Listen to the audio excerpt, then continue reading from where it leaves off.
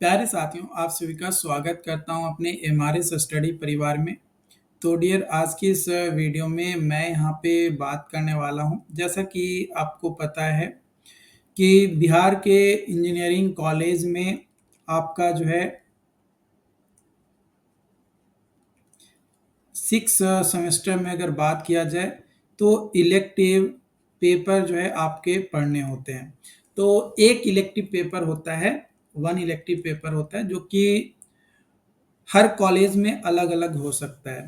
तो आप हमें कमेंट करके बता सकते हैं कि आपके कॉलेज में कौन-सा इलेक्टिव पेपर लिया गया है। बट यहाँ पे एक कैंडिडेट हैं, जिन्होंने हमारे पेड जो क्लास है आपका नोट्स एंड नोट्स के लिए, उसको उन्होंने जॉइन किया हुआ है।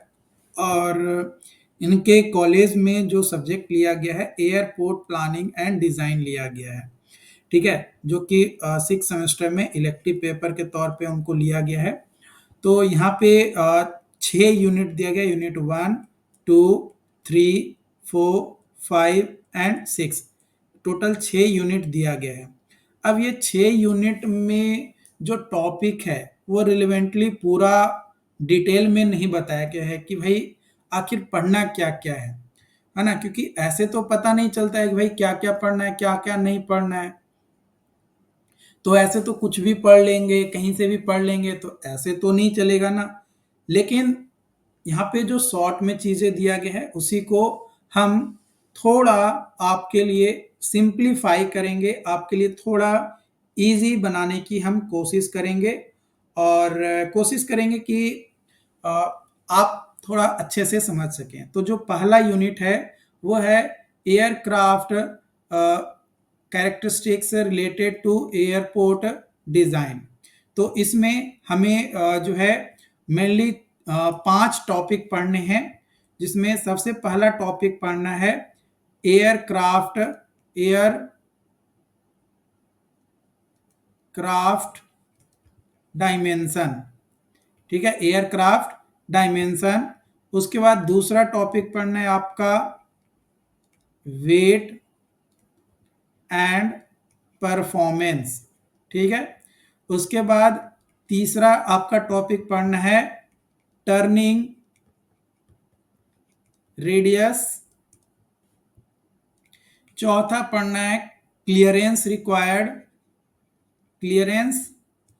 रिक्वायर्ड। और पांचवा टॉपिक आपका पढ़ना है जेट ब्लास्ट एंड नॉइज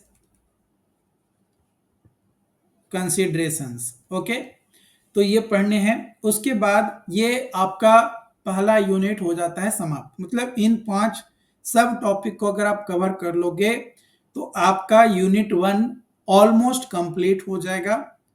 और ये इलेक्टिव पेपर है, तो कुछ ही कॉलेज में ये पेपर लिया गया है। ठीक है?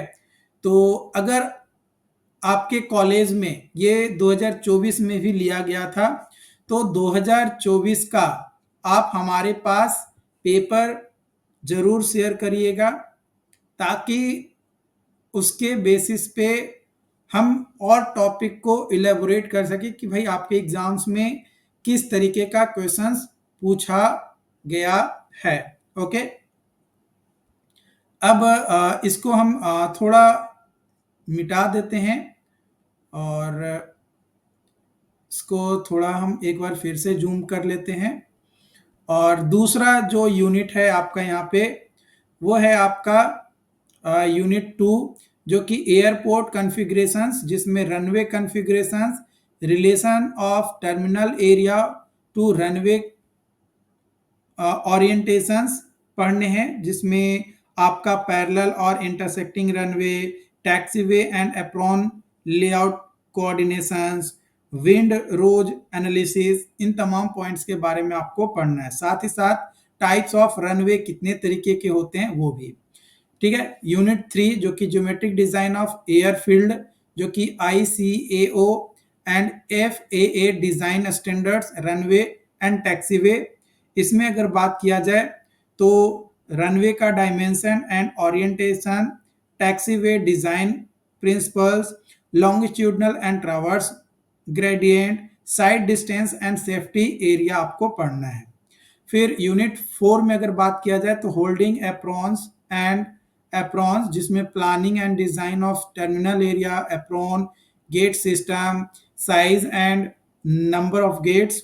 इसमें अगर बात किया जाए तो कैसे हम एस्टिमेट करेंगे गेट साइज को, और number of passenger flow considerations, gate system planning, apron design and planning के बारे में पढ़ना पड़ेगा।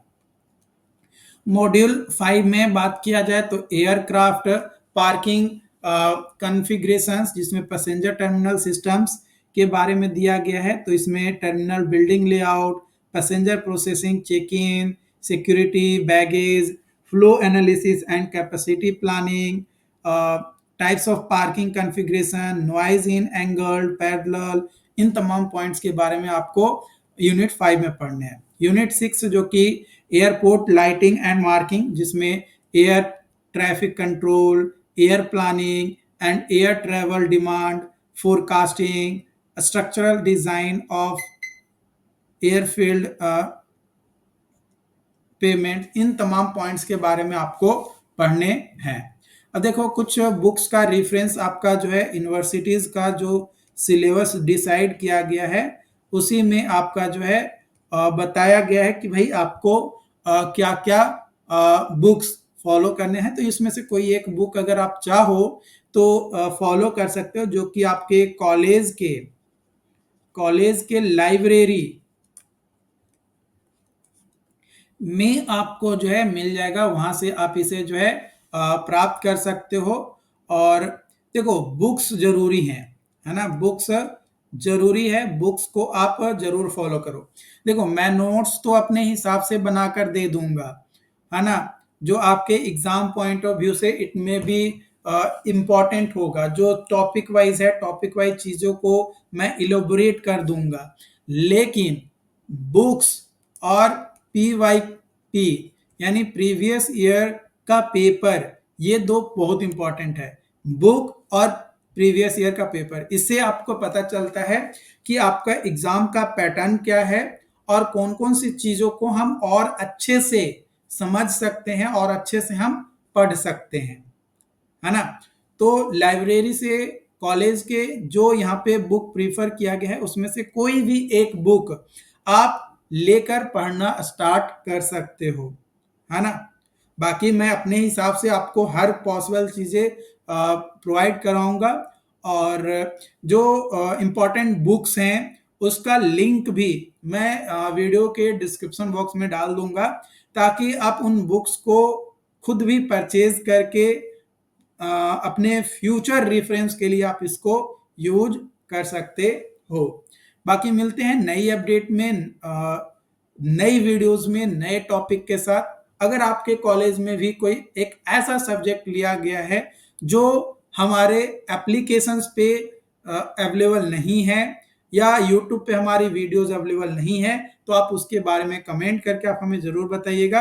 और 2024 का पेपर आप हमारे साथ शेयर करिएगा, इलेक्टिव जो आपके कॉलेज में सिर्फ लिया गया हो, और पिछली साल भी लिया गया है, इस साल भी लिया गया है, तो वो उसका पेपर आप हमें शेयर जरूर करिएगा, ताकि उस पेपर में किस तरीके का क्वेश्चन पूछा गया है उसके बेसिस पे हम आपको और डिटेल में सिलेबस के अंदर जा सकें। Okay, thank you.